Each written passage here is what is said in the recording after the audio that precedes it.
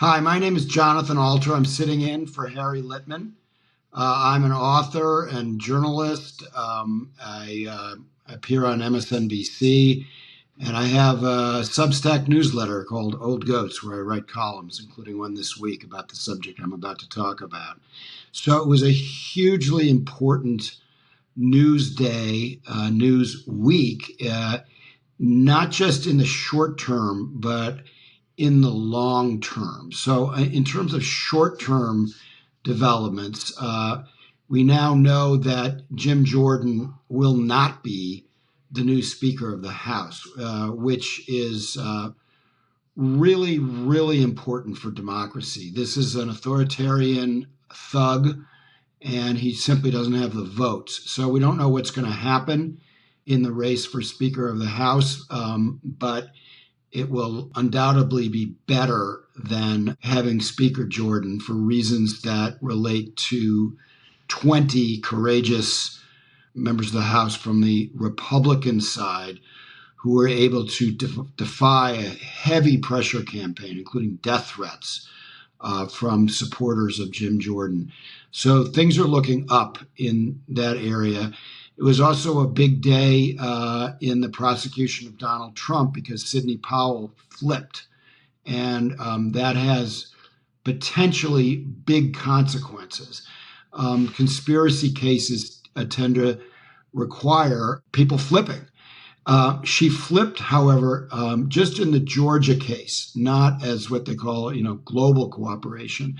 So we don't know yet what will happen to her in Jack Smith's case, which is scheduled to come to trial in March, that conspiracy case. Obviously, her testimony in the Georgia case can be admitted to use against Trump, but it would be better if they could work out a deal with her so that her testimony against Trump would be more directly connected to the federal conspiracy case.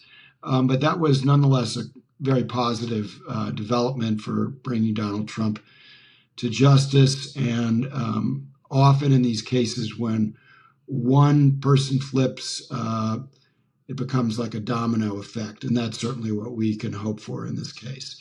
The third story is actually the biggest long term, and that is the vision of the future that Joe Biden laid out on Thursday night in what I think will be remembered as his inflection point in history speech.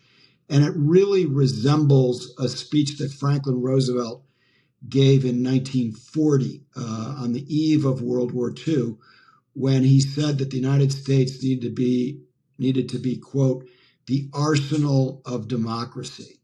And we provided critical aid to Great Britain and other allies that prevented a Nazi victory in the years before the United States entered that war. So what this speech did was to not only express what I call Biden's brilliant empathy, which he expressed for the hostages at the beginning of the speech, and then consistently for the people of Israel and the people of Ukraine who are under assault from dictatorships that hate Jews, among other things. And so the empathy there is very important, not just on its own terms, but because it gives Biden space, it buys him credibility with our allies. And you could see that in the way Israel, which has posters of Joe Biden all over the place now, and Ukraine responded. They appreciate the support. And that means that when he tells Israel, for instance, look, you have to obey the rules of war. A long-term occupation is a bad idea. You need to get those humanitarian corridors open. He has a lot more credibility in doing so. Does that mean that Bibi Netanyahu is going to do everything Biden tells him to? No. But these relationships are complicated. But it allows him to have way more influence than anybody else as president.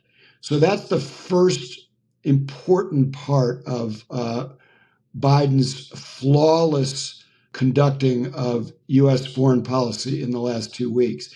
But the more important part, long term, is that the speech laid the groundwork for a $105 billion military aid package to Israel, Ukraine, and Taiwan. And basically, what this does is it signals a new world order where we fund democracies defending themselves against China, Russia, and Iran. So it's the democracies of the world against China, Russia, and Iran, not in a war involving the United States, but this aid as a way to prevent us having to put American boots on the ground. So we're going to, if this extremely extensive package is approved, it will turn Taiwan into what they call a porcupine state that can defend itself. It will provide Ukraine with basically all the money that it needs to repel the Russian invasion, and it will supplement our existing aid to Israel so that in the not too distant future they can defend themselves without the help of our aircraft carriers. $105 billion is a lot of money, and it also, part of it will also go for much needed humanitarian relief in Gaza. Will it pass? I think it will, in part because Biden has skillfully linked support for Israel, which is basically unanimous in the Congress. The Senate yesterday just passed a unanimous resolution in support of Israel. He's twinned that with support for Ukraine, which is more controversial, but there are the votes for it. And of course, there are the votes for anything that involves resisting Chinese aggression.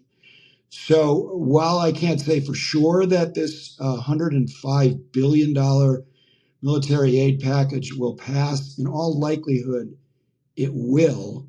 And this will reshape the collective security of the free world. So this will be seen as an extraordinarily important speech. President Biden was quite right when he declared us at an inflection point in history. And I think it will likely be known as the inflection point speech. It was well delivered, which is a relief. He crammed a lot of important information in the course of that speech, some of which has yet to be fully absorbed. For instance, he talked about all the jobs that this military assistance will create in states which have defense contractors.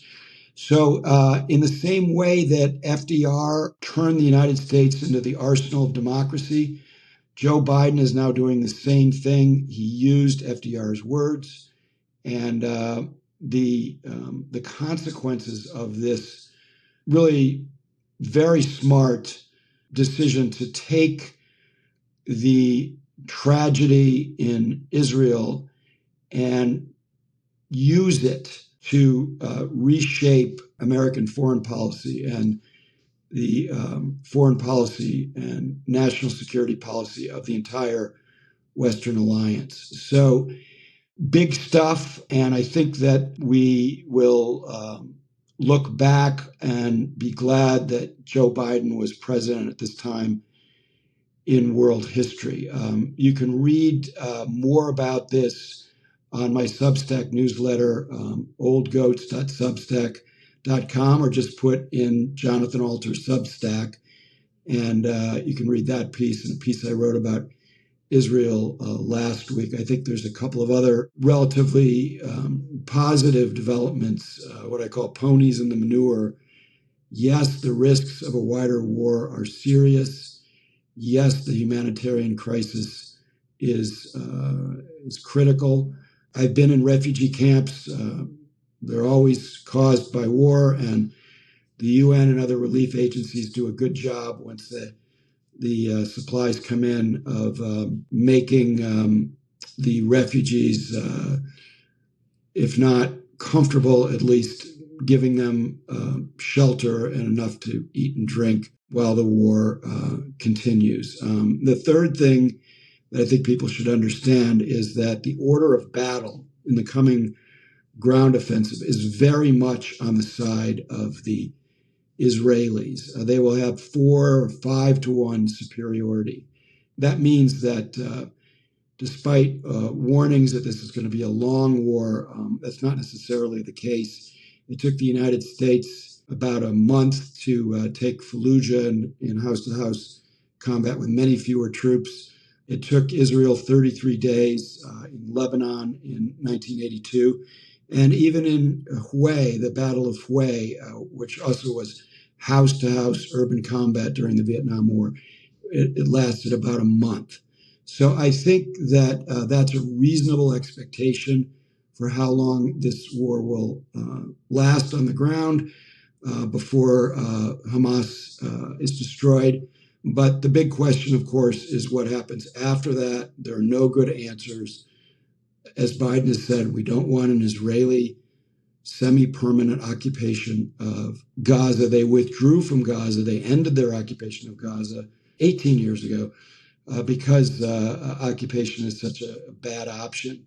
And so I'm hoping that a lot of smart people are thinking about what a political settlement would be and whether it should be the Palestinian Authority with the United Nations or what the occupation of Gaza should consist of after the war ends.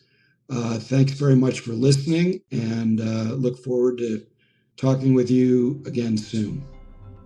Hey everyone, Harry here. Hope you're enjoying the content from all the friends of our channel, great experts in their fields all. I want to thank them for stepping up to the plate while I'm away. I'll be back soon, and I'm looking forward to resuming the daily videos. Talk to you later.